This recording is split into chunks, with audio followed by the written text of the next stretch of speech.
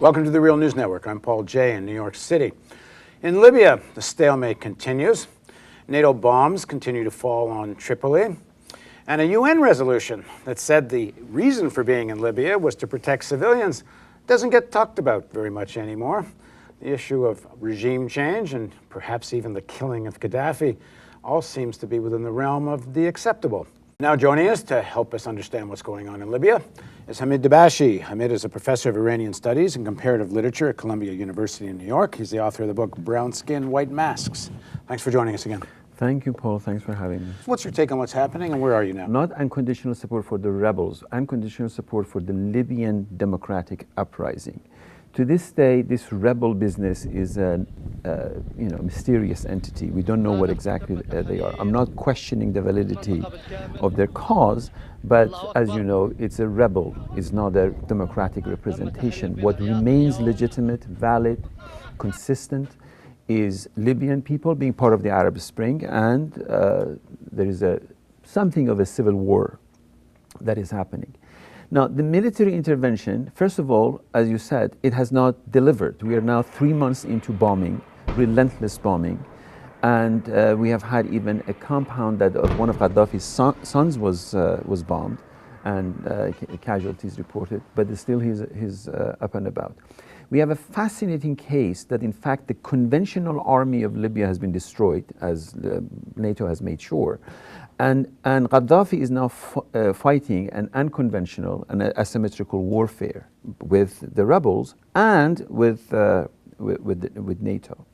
So that can be protracted for a very long time. But that means there was enough base of support for Gaddafi one way or the other that he's able to mobilize fighters. Militarily, we don't know if it's actually politically or socially. You have, when you have, for example, a few days ago, a number of soccer players, football players defected to the opposition.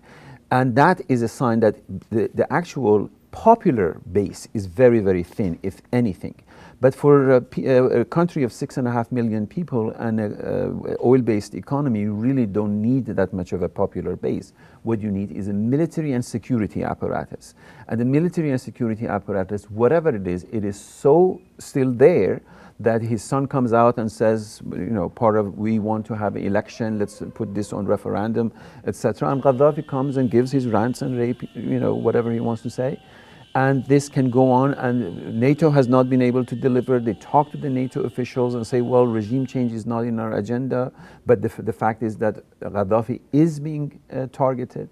So it's a mess. So let's just start there. The UN resolution was very clear. Defense of civilians, and it was all about an imminent attack on Benghazi. I mean, they've clearly gone way past that. Of course, and even UN itself said that now both NATO and Gaddafi are killing civilians, or being killed by both bombings. There was a major incident that NATO blamed it on miscalculations of some machinery, etc. But the fact is that civilians are being killed. You can't bomb a major city like Tripoli and not be killing people. First of all, the larger picture is that the US has delegated, mostly is behind the scene, NATO is operating. And this is basically a NATO operation, not only about Libya, but the larger Mediterranean basin. Because as you know, these uprisings are from Morocco to Egypt, extend into Syria. And NATO, by extension European Union, by extension Russia, they want to reconfigure the geopolitics of a region. And Gaddafi has given them a test tube, a specific case of how to do it. That is where the situation is. The Europeans are in a rush to recognize the rebels. They establish office in Benghazi. International Criminal Court just issued an indictment against Gaddafi, which is a toothless lion, doesn't do anything, but nevertheless. But also makes it almost impossible to negotiate his exit. To negotiate anything, because he is now a criminal so far as that indictment is concerned. But the African Union is trying to intervene. There is there has been repeated meetings in Pretoria to try to find a face-saving scenario for Gaddafi to lead, because they also have a lot at stake, not politically, but economically. Because, as you know, there is an element of racialization of the so-called mercenaries that are being hired by Gaddafi to wage his war. Where do they come from? What are the resources? Obviously are the sub-Sahel African labor migration into the oil-based economy of Libya that are hired and given a gun to go and shoot people. Well, what do you make of that issue? It's not getting much reported.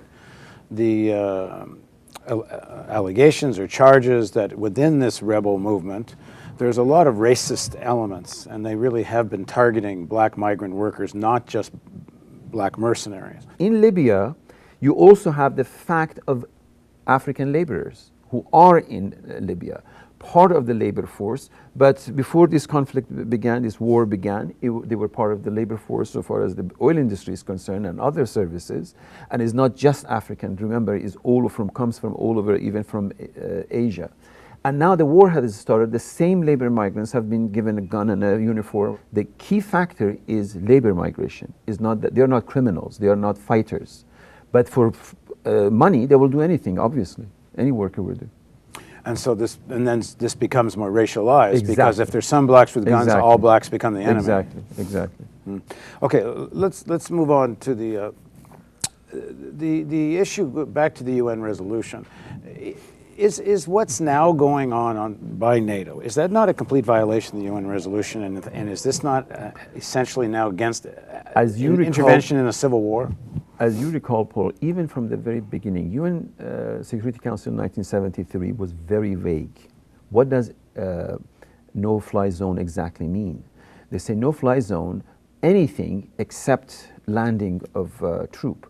No, we just heard that as early as, that is in fact in June, early in June, the French have been dropping. What does dropping mean? Dropping weapons to aid with the rebels. So the actual resolution was not clear enough. They had left it vague enough to do whatever they want to do. There's an interesting interview with Prime Minister Cameron from UK just after the resolution's passed. And he's asked directly, is this resolution lead to regime change? And he's so specific. He says, no, this is about defense of Benghazi. No more, no less. I'm paraphrasing him, but clearly we're so far more than just the defense of Benghazi. And also what contradicts that, both Cameron and Sarkozy and President Obama are on the record before UN Resolution 1973 and after that Gaddafi has to go. So they can be schizophrenic. They can, on the public, say Gaddafi has to go, and that the UN resolution that was caused by the conflict in Libya has nothing to do with regime change. It's just wrong. Has the character of the struggle, when you talk about the aspirations of the Libyan people, but still, movements have leaderships. The rebels have a leadership. Has the character changed in this way, that sections of the Libyan elite seem to have taken over much of the rebellion?